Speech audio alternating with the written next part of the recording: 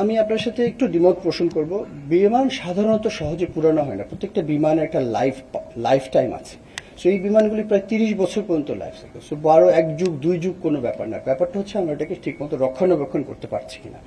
আমি আপনাকে আশ্বস্ত করতে চাই যে আমাদের বিমানের আমরা কোনো কম্প্রোমাইজ করি না রক্ষণাবেক্ষণে, বিকজ আমরা যে দেশ থেকে বিমান করি সেই দেশ থেকে আমরা রক্ষণাবেক্ষণের সমস্ত প্রযুক্তি এবং দরকার হলে যা যা প্রয়োজন হয় সেটাও আমরা তাদের সাথে চুক্তি করে নিই। সুতরাং আমাদের রক্ষণাবেক্ষণ সব ভালো হয়, বিমানের ইঞ্জিন এবং তারপরেও এখন একটা জিনিস আমি সত্যি কথা বলতে পারি, সেটা হচ্ছে প্রযুক্তিগত এই বিমানগুলি পুরানো হয়েছে, বাট এই বিমান পুরানো না, প্রযুক্তিগত পুরানো। এখন আমরা নতুন প্রযুক্তির বিমানের জন্য অবশ্যই আমরা চেষ্টা করছি, আপনারা সবাই জানেন আমরা ভবিষ্যতে নতুন প্রযুক্তির বিমান আনবো। তার মানে এই না যে ওটাও অ্যাক্সিডেন্ট হবে না, হইতেই পারে, সেটাই হচ্ছে আসল কথা। কিন্তু আমরা এই বিমানগুলি আমরা যথাসম্ভব ভালোভাবে মেরামত করি, দেশে এবং বিদেশে সব জায়গায় আমরা এগুলিকে ওভারঅল বা যা যা মেনটেন্যান্স প্রয়োজন হয় সেগুলি করি।